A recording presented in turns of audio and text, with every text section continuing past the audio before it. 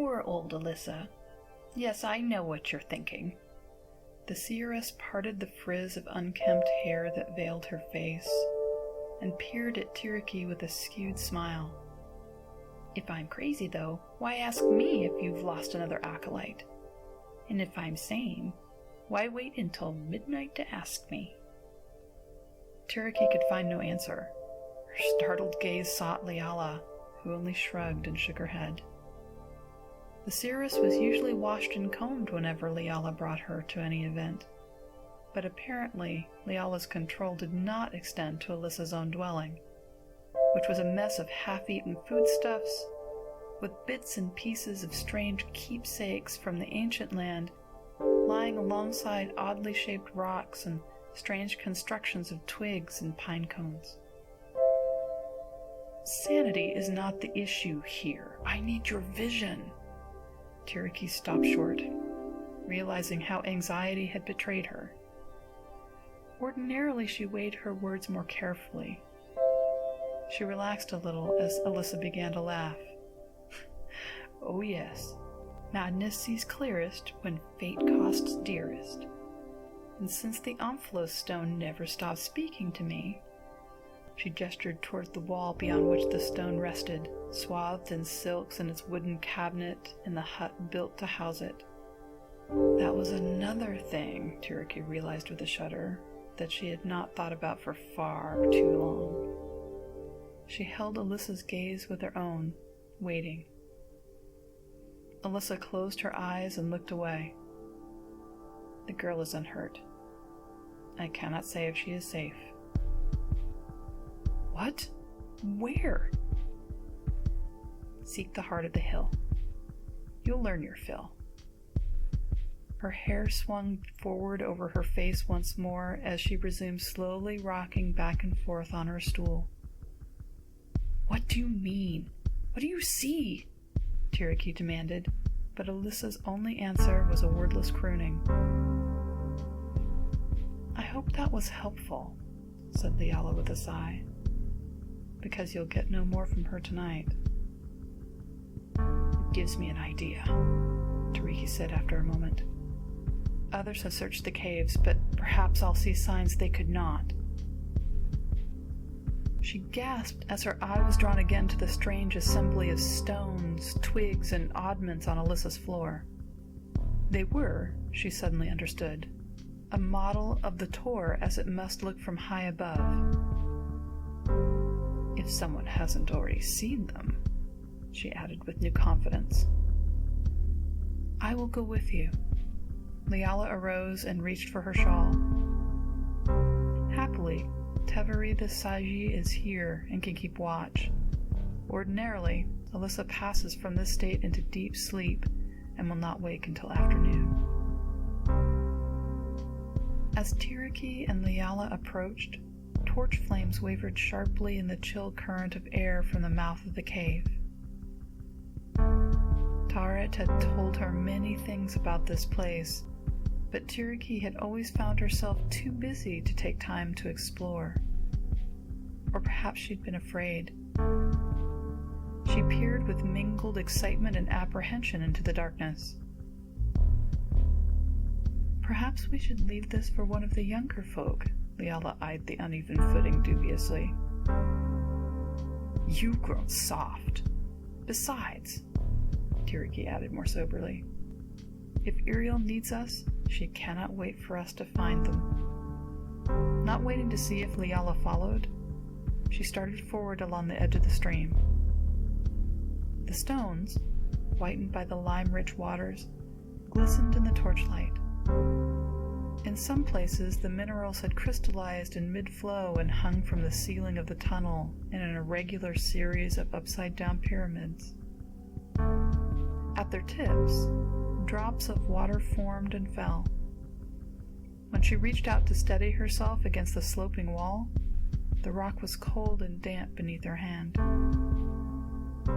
Was this passage natural, or had it been shaped by men? In most spots, the stone had been worn smooth by water, but there were places overhead that seemed to have been chipped away. Curious, Tiriki quickened her pace, somehow keeping her footing on the slick stones. It was not until a sudden turning stopped her that she realized that Liala was no longer behind her. Softly she called the woman's name, but the sound was soon swallowed in the whisper of water over stone. For a moment she stood, considering. There had been no divergence in the passageway, so Liala could not have gotten lost, and she would have heard the splash if she had fallen from the slippery rocks. More likely, the older priestess had simply given up and turned back again. Pulling her shawl more tightly around her, Tiriki started forward once more. She was no more alone than she had been before, of course, but after a few steps she realized that knowing Liala was not behind her made her more wary. She noticed that there was a secondary passageway on the far side of the stream, leading off to her left. As she raised the torch, she could see the sensuous curves of a running spiral pocked into the stone around the opening. Demisa had said that Iriel might be looking for a temple hidden in an ancient cave. With her lips tightening in decision, Tiriki bent down and drew a leftward pointing arrow in the mud to show where she was going, and then stepped across the glittering stream. To the eye, there was little difference between this passage and the one she'd been following, but she could sense a definite change.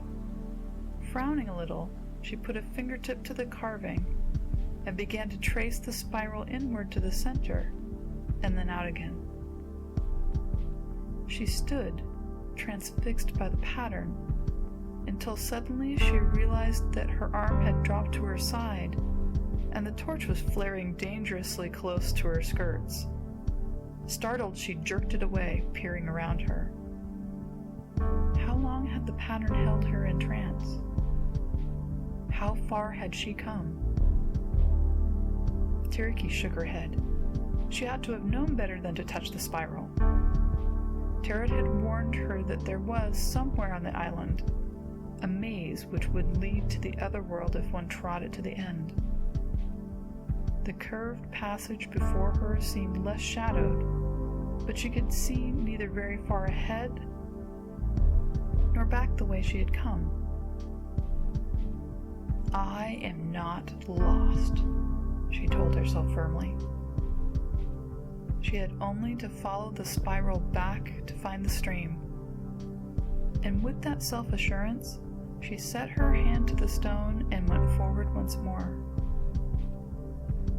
In the next turning, she found herself under open sky. The torchlight seemed suddenly pale, and she blinked at the light around her. Could it be morning already? The sky had all the silver pallor of dawn, but mist swathed the base of the tor, and its slope hid the horizon. Tiriki continued climbing, but when she reached what appeared to be the top, she saw only the ring of stones, taller than she remembered and glowing as if with their own light. The sun was not the source of that illumination, for the eastern sky was no brighter than the west. The air was not cold, but a shiver passed through her as she scanned the horizon. I'm no longer in the world I know. Shifting veils of mist drifted across the land, but not the smoke from the settlement's morning cook fires. Indeed, there was no sign of any habitation whatsoever. And yet the mists themselves were luminous, as if whatever they concealed was lit from within. Holding her breath, Tiriki strained to focus her eyes. You strive too hard, said a soft, amused voice behind her. Have you forgotten your training? Eliantha, breathe out and in. Open your inner vision and see. Not since childhood had anyone had the power to command her perceptions. But before Tiriki could think to resist, she responded, and instead of trees and meadows, saw glimmering lattices of radiance. Dazzled, she turned and perceived the Tor itself as a single crystalline structure through which currents of energy, spiraling around the peak of the Tor, formed a dazzling circle ascending to the sky. Tiriki lifted her hand and saw, instead of a human arm, a dragon dance of radiance that refracted and interacted with all the rest in turn, as intricately interconnected as the serpents on her ring. Why are you surprised? She could no longer tell if the thought came from within or without. Did you not know that you are also a part of this world? The truth of it was evident. Tiriki was simultaneously aware of her own being and of a myriad of interlocking lattices of light, layered from one dimension to the next, and containing every entity from pure spirit to stone and dust. She was aware of Alyssa's disorderly spirit as a scatter of sparks. Chaden's steady glow of faith and power, and the bright flicker that was Iriel. Her soul sparked so close to that of Otter that they were nearly one. The power of the Tor rippled through the landscape in rivers of light. Her excitement rose as she extended her perceptions, for here, where all planes of existence were one, was where she might surely find Michael. And for a moment, then, she touched his spirit. But the surge of emotion was too great, and Tiriki plunged dizzily back into her body, or rather to whatever form her body had here. For her own flesh glowed like that of the woman whom she saw standing before her, robed in light, crowned with stars. "Michael lives!" Tiriki exclaimed. "All things live," came the answer.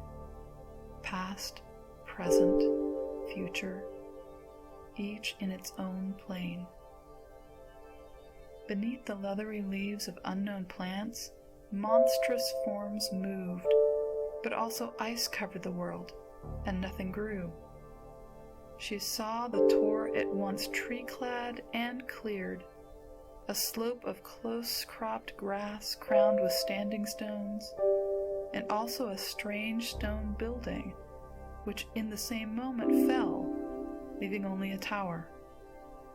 She saw people dressed in skins, in blue robes, in garments of many colors, and buildings, fields, and pasture overlaying the marshes that she knew. Her perceptions overwhelmed her, and she felt as though she knew nothing at all. "All of them are real," the voice in her mind explained. "Each time you make a choice, the world changes, and another level is revealed." "How shall I find Michael?" Tiriki's spirit cried. "How shall I find you?" "Only follow the spiral, up or down." "Milady, are you all right?" a man's voice inquired. "Tiriki, what are you doing here?" The voices converged, distinct, but with an underlying harmony.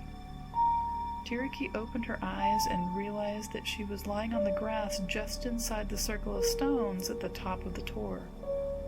She struggled to sit up, squinting against the light of the rising sun. "Were you out wandering all night too?" A sturdy figure she recognized as Radel reached out to help her to stand. "Wandering indeed, but where?" said Tiriki giddily. "Milady?" "Never mind." She was stiff in every joint, but though the thick grasses were damp with dew, her clothing was almost entirely dry. Blinking, she looked about again, comparing what she saw with her memories. Iriel is safe. Tiraki's voice was a croak, and she tried again. Take me to Chaden. What I've seen, he needs to know.